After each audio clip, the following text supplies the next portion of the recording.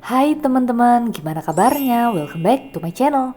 Sistem marketing zaman sekarang bisa menyelipkan iklan jualannya di mana aja, dari billboard, influencer, atau iklan yang sering muncul di sosial media kita.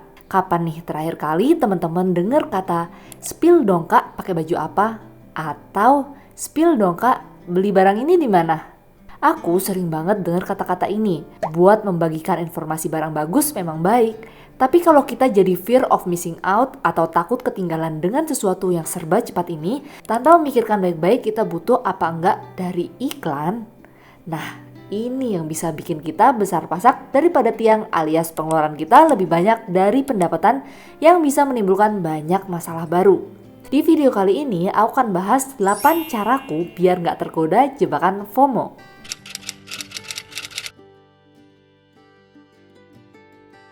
Halo, namaku Grace dan aku sering membahas tentang hidup minimalis yang berhubungan dengan masalah lingkungan. Aku upload video setiap hari Jumat, jadi jangan lupa nyalain lonceng biar nggak ketinggalan video baru setiap minggunya. Ayo langsung bahas di poin yang pertama. 1. Yang lebih mahal belum tentu lebih baik. Iklan-iklan sering mempromosikan kalau barang yang dijual high class bikin kita itu bisa naik kelas dengan menggunakan barangnya. Tapi yang gak banyak orang tahu apa aja sih sisi negatif yang bisa kita dapatkan kalau menggunakan barang yang high class itu. Pertama, barang high class membutuhkan perawatan khusus. Aku contohkan yang paling sederhana, baju. Di zaman modern ini kita dimudahkan dengan adanya mesin cuci. Kita gak harus mengucek semua baju yang kita punya.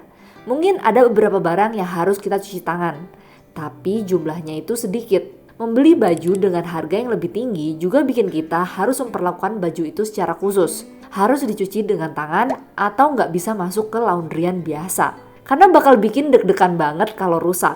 Jadinya mesti dry cleaning di tempat khusus. Menyulitkan kan? Apalagi kalau sebagian besar baju yang kita punya jenisnya kayak gini. Dicuciin ART karena punya ART, ya nggak bikin kita beneran tenang juga. Bisa jadi ada accident yang bikin baju itu jadi rusak. Buat bajuku yang bahannya gampang melar, emang aku cuci tangan sendiri. Tapi ini jumlahnya nggak banyak. Tetap jauh lebih banyak yang dicuci dengan mesin cuci. Selain tahu kekurangan yang bisa timbul, kita juga mesti memperhitungkan hidden cost-nya. Tiap barang yang kita mau beli harus diperhitungkan biaya-biaya di belakangnya. Membeli iPad buat membantu kebutuhan bekerja sehari-hari. Jangan lupa memasukkan harga case yang dibeli, keyboard, pen, dan headset yang digunakan buat bisa produktif. Jangan sampai kita nggak mempersiapkan hidden cost dan kaget dengan pengeluaran tambahan yang bisa mencapai 30% dari harga barang itu. Yang kedua, selalu hubungkan dengan kebiasaan kita. Adikku menikah dengan orang Swiss. Waktu menikah, selayaknya orang Indonesia, kita bikin seragam. Setelah acara selesai, sebelum ibu mertua adikku balik ke Swiss, dia menolak buat membawa kebaya yang dipakai waktu acara. Dengan tegasnya, dia ngomong kalau dia itu nggak akan pakai barang itu di sana. Jadi terserah deh baju itu mau diapain. Waktu itu aku tuh ngerasa aneh. Buat bikin kebaya kan biayanya nggak murah ya. Dan terlebih kebayanya itu cantik banget. Kok bisa sih menolak dengan yakin kayak gitu? Ternyata mereka memang terbiasa buat hidup minimalis. Dan jadi paham betul mana barang yang dibutuhkan dan yang enggak. Jadi nggak ada yang abu-abu. Logika jalan dulu, perasaan belakangan. Wah, menarik. Dengan belajar jadi minimalis, aku selalu pikir panjang sebelum membeli sesuatu. Karena aku berusaha nggak mengulangi kesalahanku yang beli barang tapi nggak dipakai. Terus mesti jual barang itu buat beli barang penggantinya yang lebih cocok dengan personalitiku. Ribet. Aku belum terbiasa buat yakin 1000% kayak ibu mertua adekku. Contohnya, dulu aku tuh pengen banget punya Apple Watch. Tapi karena harganya tinggi nih, aku coba beli Amazfit yang waktu itu harganya sekitar 20%-nya. Biar tahu kepake atau enggak. Awal-awal aku suka, apalagi dia bisa track aku lari. Wah, keren nih mikirnya. Beberapa bulan kemudian aku tuh mulai ngerasa ini ribet. Karena harus sering di-charge. Padahal Amazfit itu tipe yang charge-nya cuma sekali seminggu atau bahkan lebih. Apa kabar kalau pakai Apple Watch yang mesti tiap hari di-charge? Akhirnya aku jual dan aku beli jam biasa. Bukan smartwatch yang malah modelnya lebih timeless, dipakai sampai 10 tahun lagi. Mungkin ada yang tetap cocok dengan smartwatch, ya nggak apa-apa banget. Tapi ternyata ini nggak cocok dengan aku. Kalau kita nggak memperhitungkan dengan personality kita, atau simpelnya nggak berusaha mengenal diri kita, apa yang kita suka dan enggak, akan lebih susah buat memutuskan sesuatu. Akhirnya pertahanan diri juga nggak bagus, jadi sering ikut-ikutan. Yang ketiga, hitung cost per use. Barang yang lebih mahal belum tentu sebenarnya lebih boros dari yang kita bayangin. Hah? Kok bisa?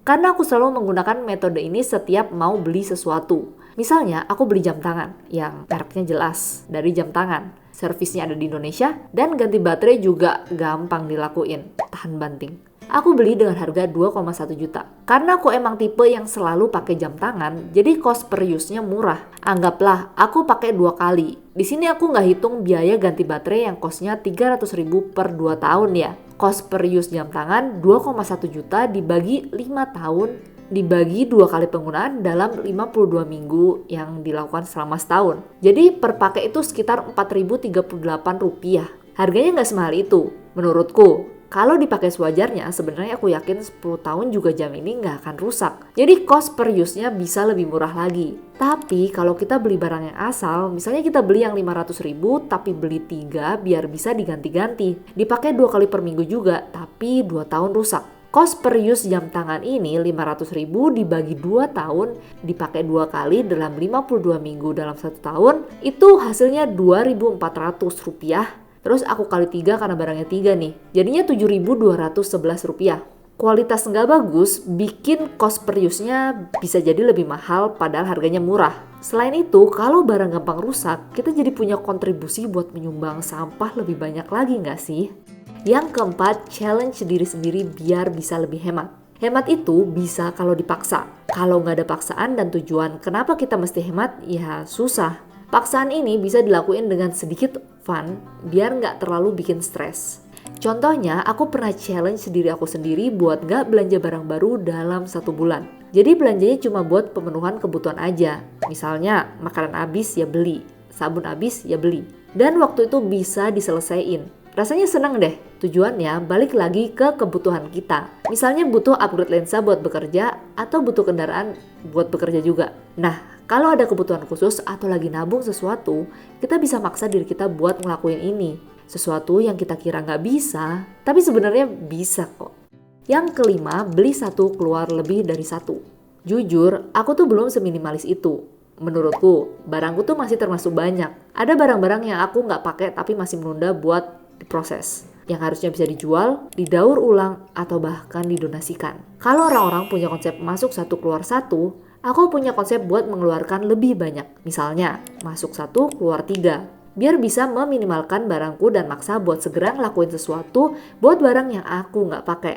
Selain itu, ini bisa bikin diri kita buat mikir panjang sebelum beli sesuatu karena ya mesti ngeluarin beberapa barang sekaligus. Yang keenam, buat wishlist. Menulis membuat kita bisa mengingat lebih baik. Dan terkadang kita tuh suka lupa loh sebenarnya butuh barang apa. Apalagi kalau tiba-tiba tertarik barang baru. Wah, bisa kalap. Menulis wishlist bikin kita lebih terarah waktu mau beli barang. Apalagi kalau di tiap wishlist kita tuh ngasih alasan kenapa mesti beli barang itu. Jadinya sebelum beli sesuatu kita dibikin mikir dulu dengan ngelihat wishlist kita. Aku punya wishlist tahunan yang aku tulis. Walaupun ada aja tambahan barang baru yang aku tiba-tiba beli, tapi karena berpatokan dengan itu, aku tetap gak seboros kalau aku gak punya wishlist.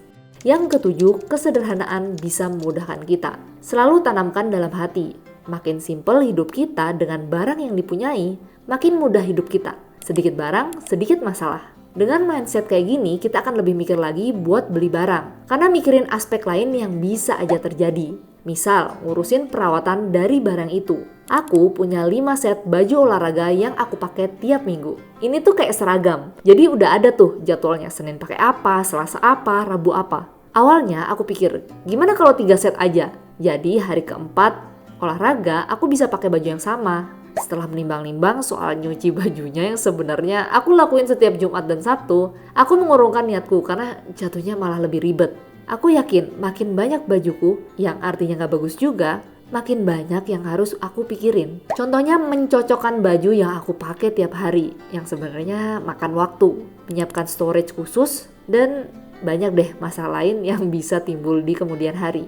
Yang kedelapan, stop ngelihat sosial media berlebihan. Sosial media dengan orang marketingnya punya berbagai cara buat ngerayu kita buat jadi boros. Dan itu wajar, karena mereka bekerja dengan cara itu. Jadi kita juga nggak bisa ngatur mereka. Yang bisa kita atur ya diri sendiri, dengan cara membatasi melihat sosial media. Selain ngabisin waktu, membuka sosial media yang berlebihan bisa bikin kita terpancing buat beli sesuatu. Internet itu baik banget kok kalau digunakan secara cerdas, karena kita bisa belajar banyak hal dari situ.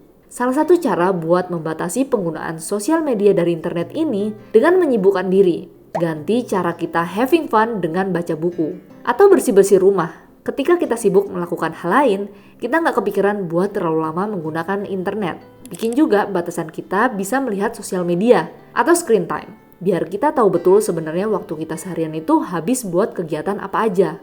Berusaha membatasi diri kita buat nggak belanja emang susah. Makanya akan lebih baik kalau kita belajar biar bisa belanja secara smart. Jadinya barang yang kita beli bisa berumur lebih panjang. Cost per use-nya bisa jadi lebih murah. Jadi lebih baik juga buat tabungan. Selain itu, ini juga baik buat bumi. Karena kita bisa menggunakan barang kita lebih panjang, less waste. Teman-teman punya ide nggak biar nggak FOMO?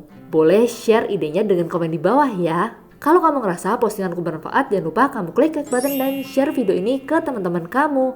Thank you for watching, see you on my next video.